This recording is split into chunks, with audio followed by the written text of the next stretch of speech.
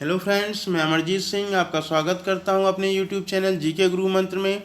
अभी हाल ही में जो मिनिस्ट्रियल और आइसोलेटेड कैटेगरी का जो एग्ज़ाम हुआ है, आपने देख ही लिया है किस तरह के प्रश्न पूछे गए हैं।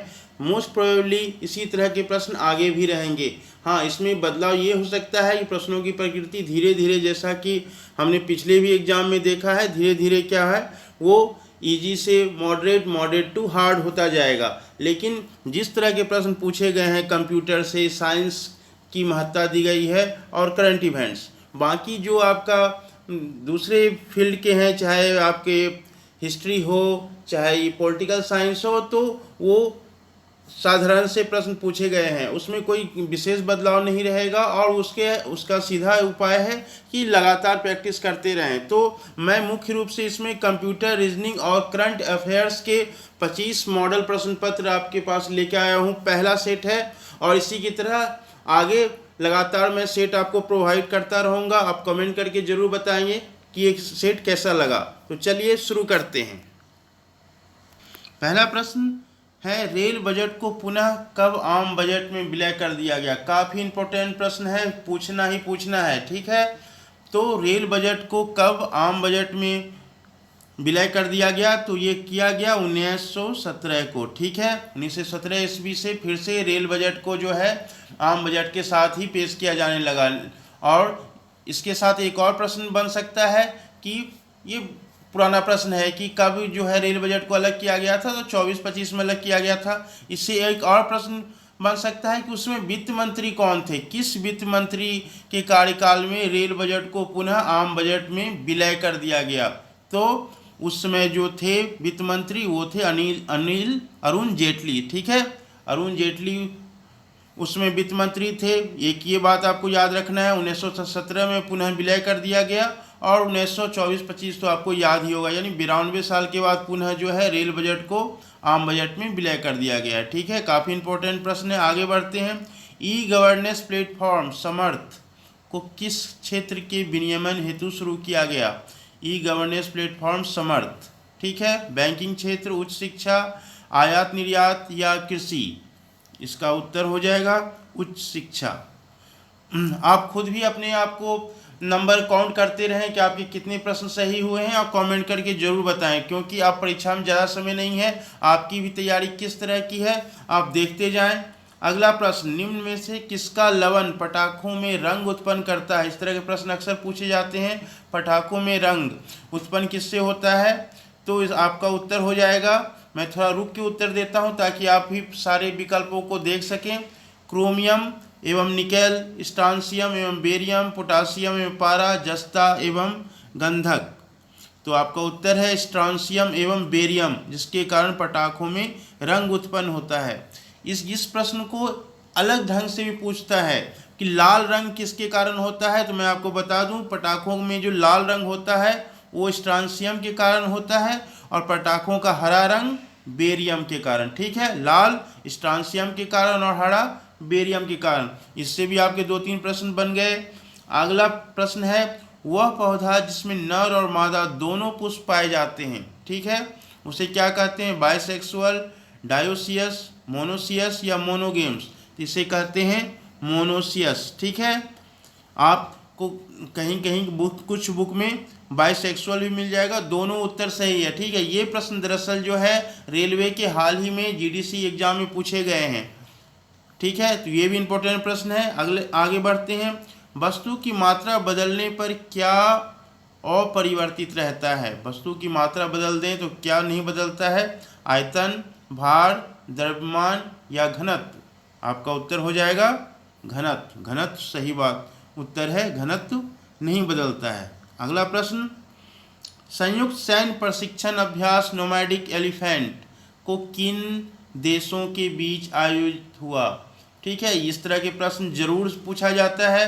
सैन्य अभ्यास किन देशों के बीच, मैं लगातार सैन्य अभ्यास को हर एक सेट में डालूंगा ताकि आपको याद रहे। नोमैडिक एलिफेंट जो है भारत और मंगोलिया के बीच हुआ था और ये 14वां सैन्य अभ्यास था। ठीक है, ये भी आपको याद रखना है। आगे बढ़ते हैं।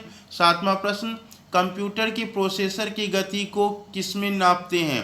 बीपीएस, एमआईपीएस, बॉन्ड या हर्ट्ज। तो कंप्यूटर के प्रोसेसर की गति को मापते हैं हम MIPS, ठीक है, MIPS में नापते हैं। इसका फुल फॉर्म होता है मिलियन इंस्ट्रक्शन पर सेकेंड, ठीक है, मिलियन इंस्ट्रक्शन पर सेकेंड कंप्यूटर के प्रोसेसर की गति को नापते हैं। फुल फॉर्म याद रखने से आप भूलेंगे नहीं। 8वां प्रश्न, सी भाषा क्या है, ठीक है, सी लैंग्वेज आपने पढ़ा होगा, अगर कंप्यूटर आपने पढ़ा है या कंप्यूटर पर काम कभी किए हैं तो सी लैंग्वेज किस तरह की भाषा है, ये प्रश्न अक्सर पूछा जाता है। निम्न स्तरीय, उच्च स्तरीय, मशीनी भाषा है या संयोजन स्तर की भाषा है, तो सी जो है ये उच्च स्तरीय भाषा है। आगे बढ़ते हैं। 9वां प्रश्न, कंप्यूटर साक्षरता दिवस कब मनाया जाता है, 1 दिसंबर, 2 दिसंबर, 19 दिसंबर या 22 दिसंबर? आपने उत्तर अपना दे दिया होगा। कंप्यूटर साक्षरता दिवस मनाया जाता है 2 दिसंबर को, 1 दिसंबर को एड्स दिवस मनाया जाता है। आगे बढ़ते हैं। 10वां प्रश्न, लेंस किस प्रकार के कांच से बनता है, लेंस किस प्रकार के कांच से बनता है, पायरेक्स, फ्लिंट, साधारण कांच या कोबाल्ट कांच? आपका उत्तर है फ्लिंट कांच। पर्णहरित में कौन सी धातु होती है, इस तरह के ही प्रश्न पूछे जाएंगे। लगातार मैं आपको कंप्यूटर साइंस और करंट इवेंट्स के सेट की तैयारी कराऊंगा और बीच बीच में अलग से जो है पॉलिटिकल साइंस और हिस्ट्री के भी प्रश्न रखेंगे। पर्णहरित में कौन सा धातु होता है, तो पर्णहरित में होता है मैग्नीशियम। आगे बढ़ते हैं। सूचना राजपथ किसे कहते हैं, काफ़ी फेमस प्रश्न है, बहुत बार परीक्षा में पूछा गया है। सूचना राजपथ, तो सूचना राजपथ कहते हैं इंटरनेट को सूचना राजपथ कहा जाता है। जल की अस्थायी कठोरता का कारण पूछ रहा है इस प्रश्न में, दूर किससे होता है वो नहीं, जल की अस्थायी कठोरता का क्या कारण है, तो जल की अस्थायी कठोरता का कारण है कैल्शियम और मैग्नीशियम के कार्बोनेट, ठीक है, कैल्शियम और मैग्नीशियम के बाइकार्बोनेट के कारण जल की अस्थायी कठोरता होती है। 100% घरों में LPG कनेक्शन लगाने वाला देश का पहला राज्य कौन है, हिमाचल, छत्तीसगढ़, गुजरात या सिक्किम? 100% घरों में LPG कनेक्शन, तो इसका उत्तर है हिमाचल प्रदेश। आगे बढ़ते हैं। गन मेटल में क्या नहीं होता, ये प्रश्न अक्सर पूछता है इस तरह का, गन मेटल में क्या नहीं होता है, तो गन मेटल में जो है एल्यूमिनियम नहीं होता है। इस प्रश्न को घुमाकर भी इस तरह से पूछा जाता है कि गन मेटल में जो भी वस्तुएं हैं उनको बढ़ते हुए क्रम में सजाएं या घटते हुए क्रम में सजाएं या उसका प्रतिशत क्या है, तो मैं आपको बता दूं कॉपर जो है इसमें सबसे अधिक 88% होता है, उसके बाद एसन टीन जो है उसमें 10% होता है और सबसे कम जस्ता मात्र 2% होता है।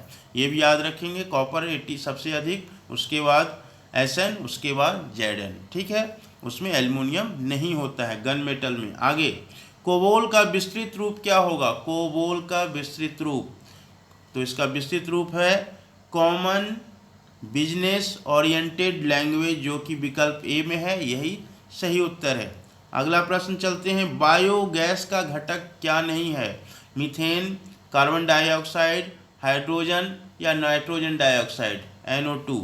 क्या है इसका उत्तर, इसका उत्तर होगा NO2। अगला प्रश्न, वर्ल्ड पैरा एथलेटिक्स चैंपियनशिप में स्वर्ण पदक जीतने वाले सुंदर सिंह गुर्जर किस खेल से जुड़े हैं? काफ़ी चर्चा में रहा, लगातार ये इन्होंने अच्छा प्रदर्शन कर रहे हैं पिछले 4-5 सालों में। तो वर्ल्ड पैरा एथलेटिक्स चैंपियनशिप में स्वर्ण पदक जीतने वाले सुंदर सिंह गुर्जर जो है ये भाला फेंक, ठीक है, इसे जेवलिन थ्रो भी कहते हैं, भाला फेंक से ये संबंधित हैं। आगे बढ़ते हैं। हैलोजन में सर्वाधिक अभिक्रियाशील क्या होता है, फ्लोरीन, क्लोरीन, ब्रोमीन या आयोडीन? तो हैलोजन में सर्वाधिक अभिक्रियाशील है फ्लोरीन। अगला प्रश्न, क्वार्सियोरकर किसकी कमी से होता है, रोग भी से भी प्रश्न जरूर पूछते हैं। तो क्वार्सियोरकर किसकी कमी से होता है, क्वार्सियोरकर होता है प्रोटीन की कमी से क्वार्सियोरकर रोग हो जाता है। प्रिंटर की स्पीड को किस यूनिट में गिनते हैं? तो विकल्प है SPM, DPI, PPM या बिट। तो इसका उत्तर हो जाएगा बिट। पहले जो प्रिंटर होता था उसमें लाइन प्रिंटर उसे कहते थे, तो उस समय जो इसका यूनिट हुआ करता था वो LPM होता था, LPM, इसे भी आप जान लें, ठीक है। लेकिन वर्तमान में जो है प्रिंटर की स्पीड को हम बिट से गिनते हैं, ठीक है। LPM विकल्प में भी नहीं रखें ताकि कन्फ्यूजन न हो, केवल जानकारी के लिए बता दिए। लाइन प्रिंटर में पहले जो है प्रिंटर की स्पीड को LPM में गिनते थे, लेकिन अभी वर्तमान में इसे बिट में गिनते हैं। आगे बढ़ते हैं। क्वार्ट्ज घड़ियाँ किस सिद्धांत पर कार्य करती है? क्वार्ट्ज घड़ियाँ जो बैटरी वाली घड़ियाँ होती है, ठीक है, वो किस सिद्धांत पर कार्य करती हैं? तो आपका उत्तर है दाब विद्युत प्रभाव, ठीक है, दाब विद्युत प्रभाव पर वो काम करती है।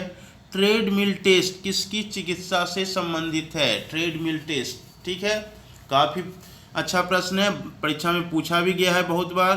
ट्रेडमिल टेस्ट हृदय, फेफड़ा, गुर्दा या पैर? इसका उत्तर हो जाएगा हृदय।